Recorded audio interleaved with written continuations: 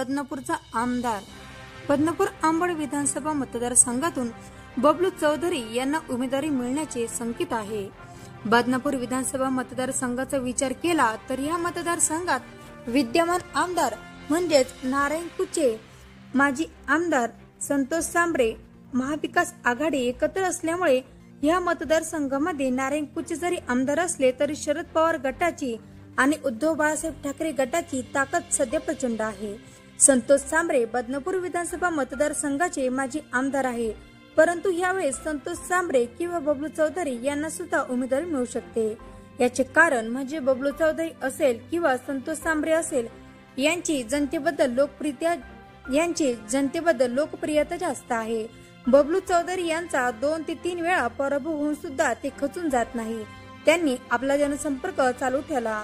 विविध राजकीय, सामाजिक, लग्न सोहळा, सुखदुःख यात मात्र ते नेहमी हजेरी लावायचे। परंतु राष्ट्रवादी काँग्रेस पक्षामध्ये बंड झाल्यानंतर तरी सुद्धा बबलू चौधरी हे शरद पवार गटामध्ये निष्ठावंत आणि ठामपणे राहिले। मात्र या विधानसभा निवडणुकीत बबलू चौधरी हे बदनापूर अंबड या विधानसभा मतदारसंघातून ते तुतारी वाजवणारा माणूस या चिन्हावर निवडणूक लढणार आहे। महाविकास आघाडी एकत्र असल्यामुळे बबलू चौधरी यांना ही निवडणूक सोपी जाऊ शकते। मात्र पक्ष महाविकास आघाडी कुणाला उमेदवारी देतात मात्र हे अद्याप स्पष्ट झाले नसले तरी राजकीय चर्चा चांगलीच रंगली बदनापूर विधानसभा मतदारसंघामध्ये। त्यामुळे कोण होणार बदनापूरचा आमदार?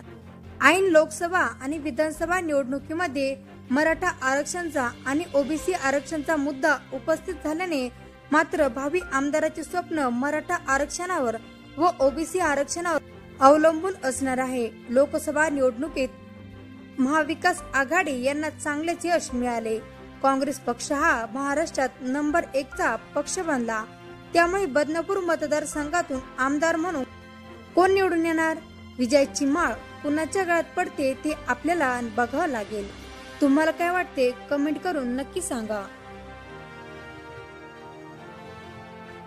नक्की सांगा।